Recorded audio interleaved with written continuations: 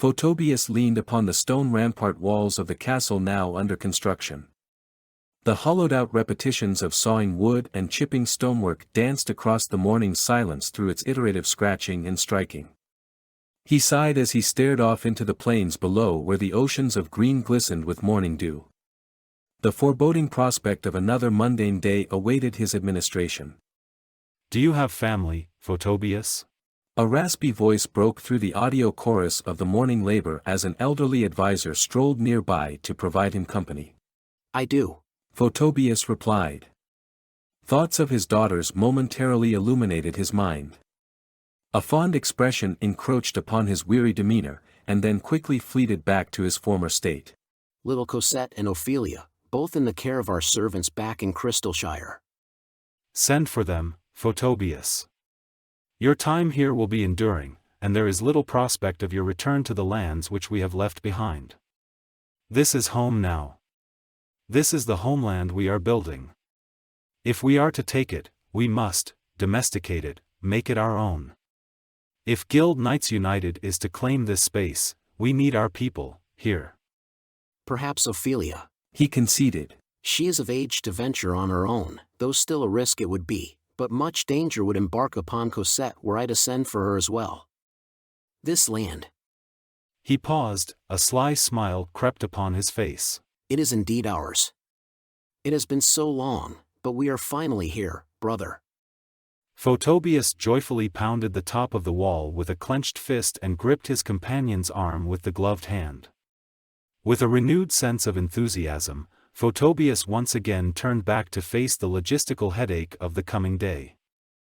Word eventually reached Ophelia of her father's beckoning to join him. As she nervously prepared to set out on her journey, a brew of emotions began to surface. Excitement met with anxiety, but this only suppressed the inevitable fear that accompanied the decision to take upon the vigorous journey to the new land. The young maiden knew that the journey would be tough, but she was determined to make the best of it. Stories of the newly explored regions in the pristine Northwest told of extended beauty that touched one horizon to the next, and she longed to experience it for herself. As she traveled, she came across many people who shared their stories of the budding continent, and its re-emergence onto the global stage. New territorial claims were attracting large flows of people into the once desolate area. Hopes of prosperity derived from the formation of new travel routes became the common topic from those she met along the way. Such ambitions proved infectious as she too saw her spirits uplifted. Yet Ophelia's optimism was soon doused by harsh realism.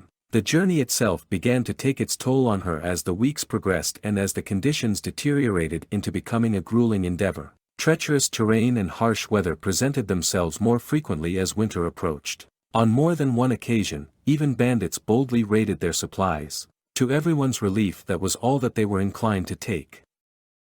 For several full moons, the caravan traversed across the pristine Northwest. At last, the group arrived in Zastrutia, greeted by the tall blue spires of the ancient castle. They seemed to defy the hazy cloud coverage as they towered in the clear distance upon their arrival. "This will do well." Ophelia cheerfully smiled as she took in the awe-inspiring view alongside her maidservant. She quickly sought to reunite with her father and was warmly greeted. That night, Ophelia became a hosted guest by the castle's staff. Over the weeks to follow she was welcomed in as one of their own. Inside the foreboding structure, the large hallways that spanned across the lengths of the castle were adorned with art and trophies gathered by prior generations. In the evenings, Ophelia would wander about the walkways of her new residence admiring the collections of these aging relics. They spoke of histories she knew nothing about. They magnified struggles of conflict that had once ravaged this land. One night in the eastern corridor of Hillside Abbey, Ophelia came across an open door that led upon a moonlit foyer. Walking towards it to peer inside, she was startled by a demanding voice that reacted to her subtle movement. "Foe in the dark, who goes there?" Afraid of the sudden questioning, Ophelia abruptly fled back to her chambers without a response. That night, nerves now calmed by the passing of time, she questioned her silly flight. Eventually, she resolved to return. The next morning, Ophelia returned to the open room only to find a lone guard still attentively tending to his post outside of a large closed door. "Returned, have we?" The guard smirked in her direction. "You gave me quite a fright sneaking around in the dark like that." Embarrassed, Ophelia courteously dipped her head in reply. Many pardons, sir. I was not expecting anyone else to be in these halls, which are often abandoned so. In the evenings particularly, I have never seen another living soul in these parts of the fortification. Sir Hunt's daughter, is it? It is customary for this room to be guarded at all times. He flatly replied. This is our tradition and has been for many decades. Curious, Ophelia pushed further. If you don't mind, and if you might indulge me a bit more, why might that be? The guard turned to look at her. With a quick scan of his eyes, he evaluated her presence, before relaxing his rigid disposition. Come. He beckoned her to follow as he opened the inner door. Take a look for yourself. Pushing back the thick wooden door revealed a floral-embellished sanctuary. The engraved stone wall archways were supported by wooden columns made of cherry wood. Arched window panes allowed the early light of the day to flood into the intricately detailed room. And in the center of the decorated habitat was a raised podium dedicated to a single purpose. On top of that podium rested a large dragon's egg, the size of a fully grown child. The egg rested comfortably on a constructed bed of nesting hay and grass. The traditional thick blue engraved outer shell of the dragon's egg had already fallen off, giving way to the smooth reflective inner shell found within. Surprised and in awe to be confronted by this mythological creation, Ophelia introspectively stared at the trophy with her arms crossed. A stoic look came upon her face as she slowly began to consider the dramatic implications of this new reality. It is still alive, isn't it? She pondered out loud. As she stood there, the guard came alongside her. It is, indeed. He nodded. This is our kingdom's inherent power and blight. With this artifact, no foreign power has dared assault our lands since we acquired it a few decades ago. And yet, it is also an insurance option that will surely reveal a price to pay in the years to come. Pausing to consider his words more cautiously, he continued. Your father knows much about this, and rightfully so. There are even archival tomes written of him, and as to how we have come about to have such a trophy in our possession. A distant noise far down in the hallway brought the guard back to the attention of his post. Suddenly feeling a sense of negligent responsibility, he added. But alas, I must now also insist you depart from this area lest I prove derelict of my commission more than I already have. Taking a cue upon the guard's direction, Ophelia took her leave of the room. However, her curiosity remained piqued as she took on the new mission to learn more of this wonder. At the Abbey's archival library next to the cathedral, there stored was one of the largest collections of writings on the continent. Ophelia found her way there to discover more of the land's history. Referenced by the local monk overseeing the library, Ophelia soon found the appropriate tome aptly titled Chronicles of the Red Dragon of Zastrutia. Her mind drifted into the written words, pulled into the historical account of a time no more than 34 years prior.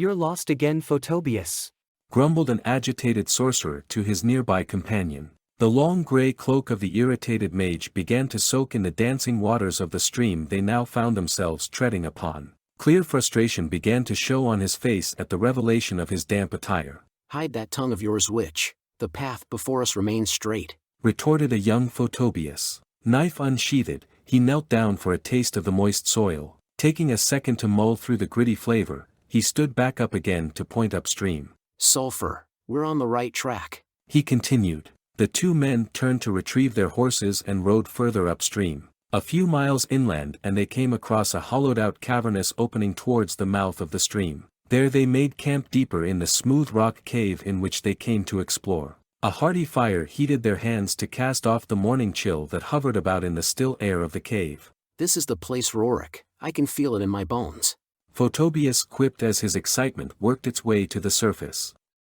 The dragon's heart is sure to be here if the scholar's insights are correct.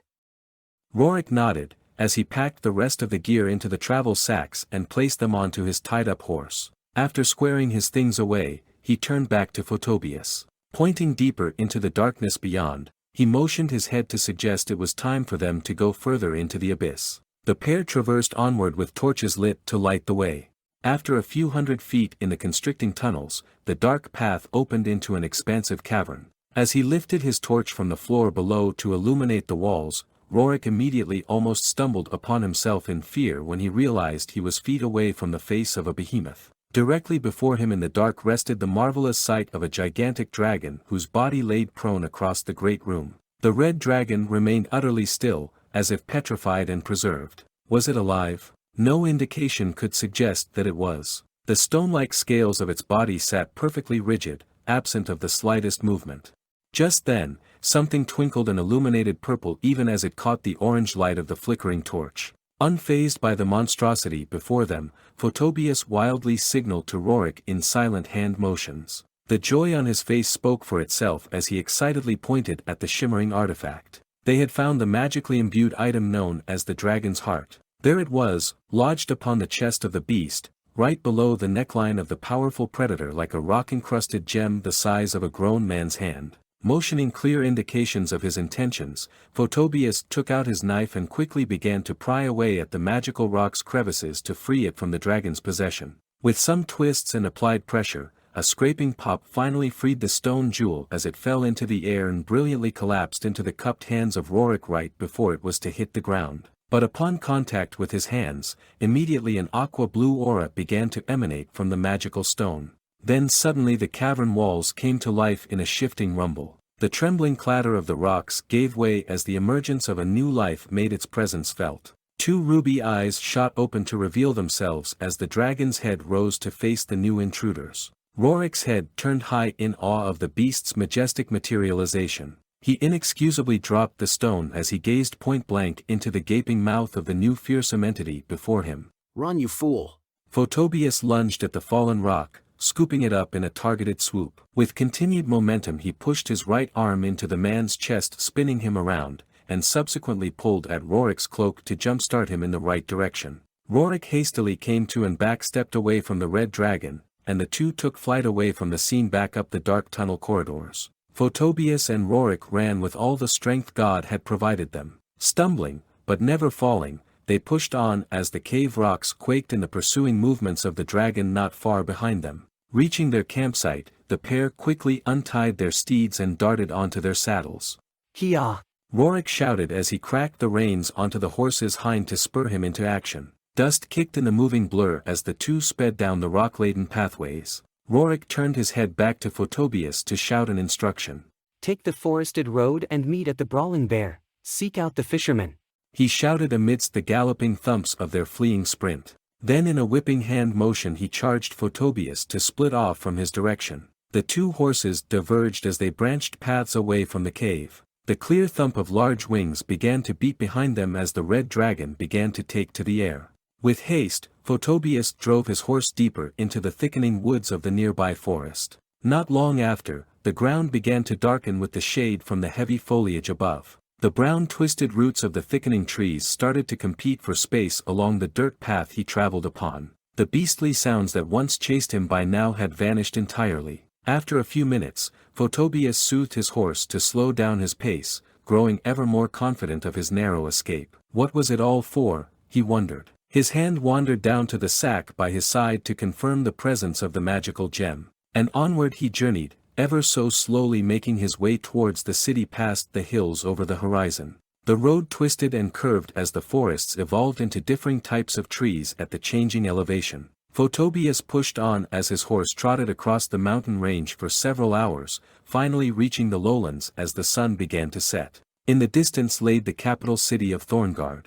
Photobius eventually arrived there and made preparations for his evening stay. Coolly flipping a silver merit to the servant outside of the stable, Photobius handed over his horse for it to rest there as he carried on with his journey by foot. Snow had fallen across the walkways and had dusted the rooftops with a frosted decor. He walked on for about a mile along the ice-paved roads of the dimly lit streets. The glowing lanterns illuminated his path along the way, casting off long reflections across the wet surfaces he found himself walking upon. A sudden gust of wind from above and the slight vibrating thump of the earth brought about an eerily familiar feeling. It couldn't be, he thought. Not here. In a slow rotation of his body, Photobius trepidly scanned behind him across the snow-covered road he had just treaded upon. Suddenly high above in the near distance a blur of red extended beyond the height of the nearby building as the mighty red dragon lifted its neck to passively surveil the area. By the great moons! Photobius whispered under his breath, petrified to move.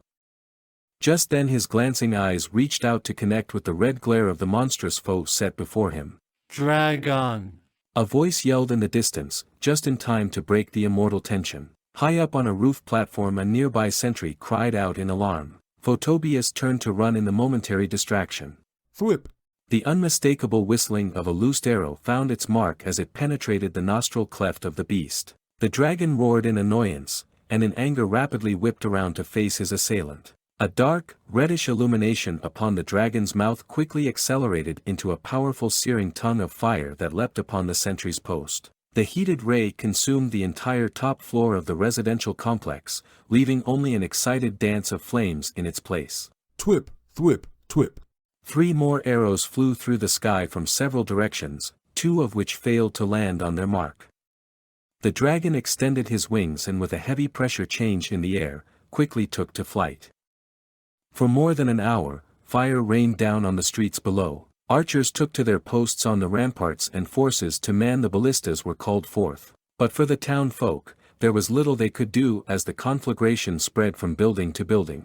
Attempts to put out the greasy dragon fire with adjacent snow only helped to spread it. The active fires would have to burn themselves out over the course of time. Seemingly, so too would the wrath of the red dragon. Some men helped to pile the burning wood into the empty city streets. But for many, there was little anyone could do other than to marvel at the great behemoth flying high above them as parts of the city burned around them. As night fell upon the capital, the red dragon set itself down upon the rampart fortification nearest the castle keep. The weight of the beast pressed holes into the stone floors beneath it. Despite the bravery of a few, much of the king's guard by this point had resolved to a strategy of passively retreating away from the flying beast to let it calm down. The dragon peered upon the keep's many windows looking for one in particular. With a deep breath of its nostril, it flew up to the 3rd floor and smashed in the glass window wall in to reveal a blue-robed king confined to his chambers. The dragon's sulfuric breath fogged up in the chilly night air as its glowing red eyes stared into the fearful counterparts of the chubby man.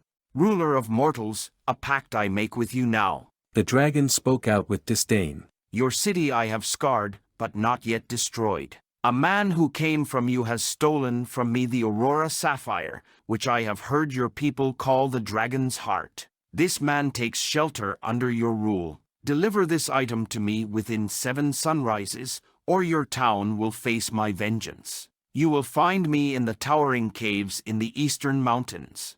Having said this, the dragon backed away from the keep, and with a few heavy pushes from its wings departed from the walled fortress as it flew into the cloudy night sky. All around, the cackles of burning wood echoed across the eerie silence that still covered the wounded metropolis. Embers fluttered amidst the popping wood that continued to cook off in the township below.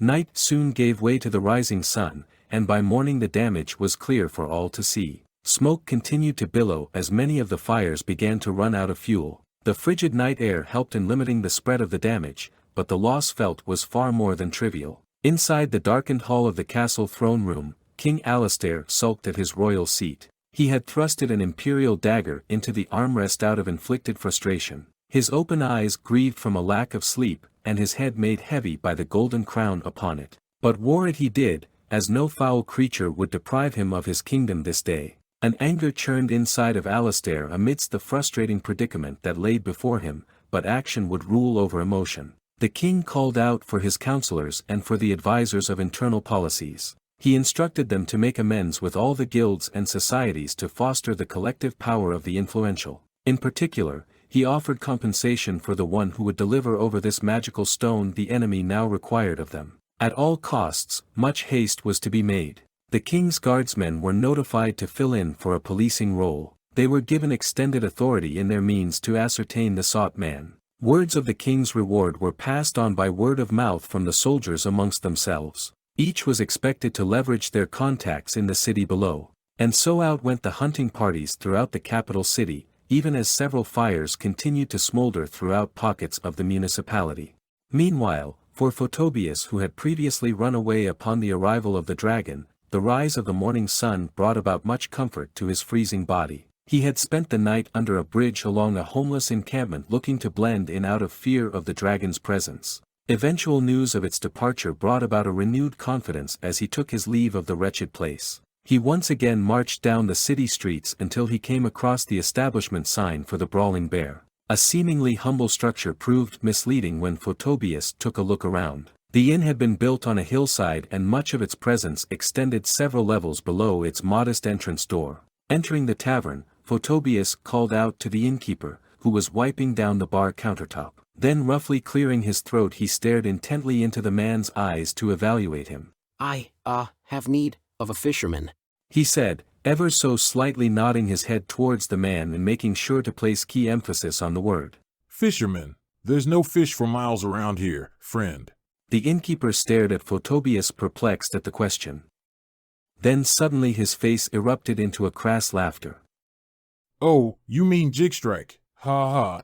Right, the fisherman. As a matter of fact, he fished me 5 more gracious patrons this past week alone. He slapped the countertop with his hand, then crudely gestured to a closed-off section of the building. If it's him you're looking for, you'll find him downstairs in the room near the cellar. Ha! Fisherman. Surprised to hear the moniker from the innkeeper, the traveler paused for a moment. What was that name doing here? Gathering himself again, Photobius rounded the corner in the pointed direction, and proceeded to walk down some stairs into a musky room overlooking the hillside.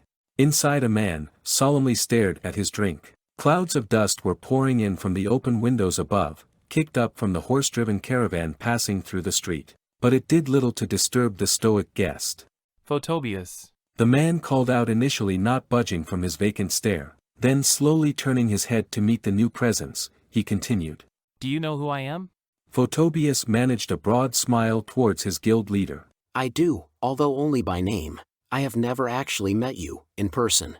Then, wanting to offer his good tidings upon the encounter, Photobius slowly pulled back the front flap of his cloak. He reached in to take out the dragon's heart, now deliberately sealed in a glass case on a string which he dangled onto his right arm. I want you to know that I bring good news. Photobius grinned, quite pleased with himself over the retrieval of the magical artifact. Behold, I bring you dragon power. He lifted it up to his eye level, still mesmerized to have it in his possession. The demeanor of the seated man quickly relaxed as he casually rose from his chair to reposition himself. Then, taking his time to turn back to the cloaked traveler, his spirits noticeably rose as he flashed a cheerful grin, and with an optimistic exclamation quickly broke down the tension that was hovering. Excellent, brother. This is wonderful news for us all. Come now, have this drink with me. He gestured to the table. We have much to celebrate. With an outstretched arm, Jigstrike leaned in to offer an embrace to Photobius, who reciprocated in kind. Then, in a dramatically ferocious manner, the man lunged and quickly grabbed Photobius by his right arm. Then forcefully he whispered into Photobius's ear as he tightly held on to him. Elianose, Octava. The words crudely rolled off the mage's tongue. Within a sudden second, the caught off-guard Photobius found his limbs unresponsive. The smiling expression on his face fell flat. His body, now frozen stiff, still extended his arm in a familial greet. Slowly reverting back into his somber state, Jigstrike carefully relaxed his grip as he cautiously released him. Then, proceeding to converse with the rigid man still standing before him, he talked into his ear once more. Don't hold this against me, brother, but for today you have been compromised. We do need dragon power, yes. But we must also keep our presence here on good terms. And there will be another day. Our man in the castle has informed us that we must make this sacrifice. Today, our guild will be in your debt upon your release. You have my word. With that, the conflicted conjurer took his leave and began to walk up the stairs. Then, stopping for a moment and turning to look back, he continued. This spell will wear off shortly, friend, and I have been assured no harm will come of you, but for now, we must surrender the prize. Please cooperate with the crown. Standing on the top step, he placed his fingers on his lips and he let out a shrill whistle. He nodded with his head and gestured with a glance back at the lower waiting area as he directed a knight of the king into the room below. The blue-caped soldier struggled at first to lift Photobius, but then managed to tug at the frozen man, eventually pulling him out of the tavern and onto the awaiting horse-drawn carriage outside. Sulking on his throne with his hand on his temple, King Alastair effortlessly turned over his head to stare at the dragon's heart nearby. The enchanted stone was now perfectly propped upon a royal pedestal just a few inches away from his face. It had been 2 days since the capture of the man who had placed the kingdom in its current predicament. What power does this thing have? Mumbled Alastair in a defeated monologue. Am I to hand over what may be a powerful weapon to this new enemy? What assurance do I have it will not be used against me? More so, what choice do I have if I resist? He rose from his seat and paced about the ornately decorated room. On a large oakwood table that was brought in to create a hastily constructed war room, a strategic map marked the distance to the dragon's generalized location from the kingdom center. Alastair looked down and rested his hands on the map with his fingers running along the length of its edges to help smooth it down. Pausing there for a few minutes, at last he raised his eyes to address his military advisor who stood at attention across the table from him. Phoenix. I want it to be Sir Phoenix. With a finger pointed down at the map, tapping it, he gave his order. Send this rotten stone to him and have him personally deliver it to the beast. Above all, if he is to find an opportunity to do so, instruct him to seek leverage in this most unfortunate of circumstances.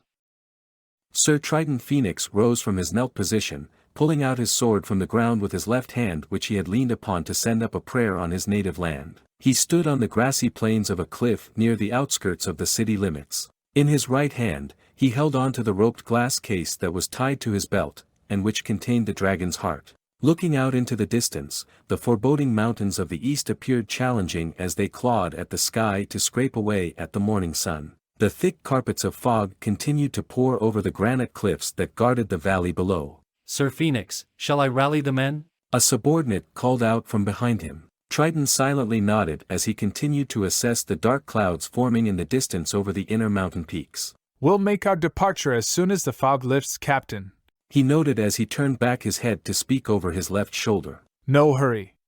We don't want to run into that storm up ahead as it crosses Stormbringer's Peak. Triton gathered himself as he sheathed his finely sharpened steel. With his left hand firmly propped on its hilt, the knight turned around to head downhill towards the waiting horses congregating below. A mounted company of 100 armored men clamored through the urban city streets of Ravenwood. The hooves of the horses trotting on the paved roads casted a rhythmic echo across the dense white buildings that stood at attention to their arrival. Sir Phoenix led the party from the front as the locals instinctively pulled over their carts and carriages to the sides of the road and out of the way of the oncoming convoy. Upon reaching the more rural Silvermist, the sun was already on course to pass over the horizon in the coming hour. The consistent incline of the dirt road was already beginning to weigh on the endurance of the horses. A few ecstatic locals came to watch the passing parade. They had heard of the Battle of Thorngard just a few nights prior and were excited to witness the kingdom's response. A few others contemplated more soberly the fate of the men passing them, and if this disruptive force could lead to further retribution by the awakened dragon. Sir Phoenix held up the passing procession in Silvermist in order to accommodate the horses and make camp for the evening. The journey ahead consisted of more challenging terrain with limited roads to guide the party there. Over another grueling day, the armored caravan finally made their way to the hollowed cliffs of the eastern mountains. Crossing knee-deep streams and trekking through winding forests, at last the party arrived at the gates of the towering caves. There, a system of caverns and crevasses spanned across an underground river system that had at one point carved out much of the openings. After making camp for the night at the main cave entrance, reconnaissance parties of 4 were sent down the numerous cavernous tubes in search of their awaiting foe. The loud clang of metal on rock gave no credence to the principle of stealth. Eventually word came back from one such party that they had discovered the dragon's lair, and they convened at the gathering point to convey their findings. They noted that the dragon was awaiting their presence, and that it was also nesting an egg in the corner of the chamber. The room would be able to position a line of 20 men walking side by side. In the middle ground, a stone perch provided some height alongside the eye level of the dragon. A plan for the formal turnover of the artifact was hatched, and then set into motion in order to be executed out. Sir Phoenix gathered his forces together and they marched abreast into the chamber. Side by side, they stood, calmly walking towards the behemoth who permitted it so. At the front of the group, Triton lifted high his arm and continued to raise it so, his hand firmly grasping onto the glass case in order to signal clearly the intent to turn over the magical relic. The formation of soldiers were able to get within 50 feet of the dragon, who then signaled the limitations of the courtesy. With a swoop of its wing, the red dragon drew a line across the dirt between them. Cautiously, Sir Phoenix alone made his way higher onto the rocky perch nearest to the dragon. On the ground floor, a halt of movement was ordered by the standing captain, and the disciplined soldiers in turn began to set up a defensive stance around the marked line. A cacophony of moving metal accompanied the shuffle until the last man finally found his place to take his stand. Shields were raised and the back line of knights raised their javelins over their heads to stand at the ready for a potential conflict. Then, as if on cue, a second after the last man's positioning, an authoritative and united shout suddenly thundered from across the line of armored men. The surprising yell echoed across the rocky hall, and the resulting vocal vibration brought the dragon to attention out of unease. Sir Phoenix seized the moment to offer the agitated dragons its requested tribute. As he slowly walked forward across the stony perch, he extended out his right arm with the glowing item. He cautiously moved towards the head of the ancient. With deliberation he raised the artifact high and low, making sure the dragon's eyes tracked his every movement as both he and it approached the cliff's edge. Slowly, Triton proceeded to place the treasure onto the ledge as the monster's head tracked his maneuver, and then he backed away from the preciously placed package. As he walked backwards, he let out a low whistle that echoed across the chamber. Triton gestured with his hand across his chest. Then, raising his head to address the dragon directly, he spoke to it in a loud voice. We come here to make a trade, Ancient One, your jewel, for peace in our time. What peace shall there be? The dragon replied. Even now your people are threatened by me as they should, and no rest can exist for a people as fragile as you, who seek a security outside of my existence. Perhaps it is best that I end this illusion of peace now, only that you might leave this land. Gesturing again with his right arm across his chest, Sir Phoenix let out another whistle that echoed off the enclosed space. If no peace can exist, then I mandate this next arrangement. Staring firmly into the glowing eyes of the dragon, he ordered it. Turn and see my men before your progeny. The dragon's head whipped around to peer behind its wings only to see two large men precariously positioned next to the ornate blue egg still and encrusted in its outer shell. The men wore soft leather shoes, which they had used to sneak upon the nest that was tucked amongst the rocky boulders. Equipped with war hammers, the men raised their arms to threaten the integrity of the egg, as they held their alarming position in place. Outraged, the dragon roared loudly in contempt for the clear violation of the negotiating spirit. His mouth began to fume with smoke. Back on the front line, a small contingent of soldiers with kite shields hastily charged between the dragon's legs and rushed past it as they quickly reformed a defensive line around the egg and its two invaders. Fire began to fume from the dragon's nostrils. Hold your flames, beast! Sir Phoenix yelled out to his opposing foe. Even that outer shell will not endure the fire you offer. Before I asked for peace, but now I demand it so. We will honor your request for this magical stone, and yet, having endured your rage, you have forced our hand to seek out assurances. Now speaking fully in control as the dragon began to settle from its emotional outburst, Sir Phoenix continued. This egg, it will take dozens of winters before it ripens, so this I offer you. We propose to dismiss you from our land, and we will safeguard your offspring until it hatches. If you attack us, we will carry out the threat you see before you. But if we fail to honor our promise to you, there will be nothing to prevent the cauldron of flames you will pour on us from the sky above. Therefore, leave us. May the years of your distance mend the peace we need of each other. In a menacing manner, the dragon's head closed in on Triton in order to intimidate him. Without taking his glaring eyes off the man, suddenly in a violent cracking thrash of its meaty tail, the dragon whipped it in the direction of the line of soldiers still in formation at the chamber entrance. The tip of the tail precisely caught the round wood shield of a standing soldier, immediately cracking it in two as it caught the soldier off guard. Mortal! The dragon led on as it spoke to Sir Phoenix. My years far outweigh the rise and fall of your kingdoms. If you wish to hold my own hostage, then it will be your offspring that will see how well-tempered my rage will be upon your stated time. I accept your meddling inconvenience. May you still live when I return, that I might taste what boldness remains of you in your feeble years. With its parting words, the dragon turned its body to glare at the line of soldiers still poised before it. The captain shouted out an order and the formation split in the middle to reveal a gap. As if on cue, the dragon walked between the line. Then stopping midway rather than continuing to walk, quickly extended its wings and gave off a strong push-off to pound the air and take flight. The sudden gust of air knocked over few surprised soldiers to the floor who were unable to find a good footing. And just like that, the dragon's departure from the cave was finalized, as it swooped down the pathway and out of a side exit from a part of the cavern wall that had crumbled apart. On the sideline, a rear guardsman watched in awe as the magnificent beast took its leave into the evening sky. Ophelia looked up from the tome she had been reading with a new look of concern upon her face. From atop the castle balcony on this clear day, she could see far into the distance well in view of the eastern mountains. White hazy clouds encircled around Stormbringer's Peak, and she gave thought of Sir Phoenix's reflection prior to his setting off on the journey to the caves. As she closed the cover on the chronicles, Ophelia came to reflect upon what little she knew of the dragons, the hearsays and mythical lore passed on in children's fables. Their ability to live for thousands of years, they say. Their insatiable greed and anger, others had remarked. Perhaps one day she would find out herself. This strange new land appeared to hold much wonder and beauty, but lurking just below the surface appeared to be a new level of danger that wasn't to be dismissed. Time did not appear to be on the side of the newly arrived. But tomorrow was not today, nor would it be known now what adventure it held. Perhaps in another tome, one day, another generation would read of her own story yet to be written.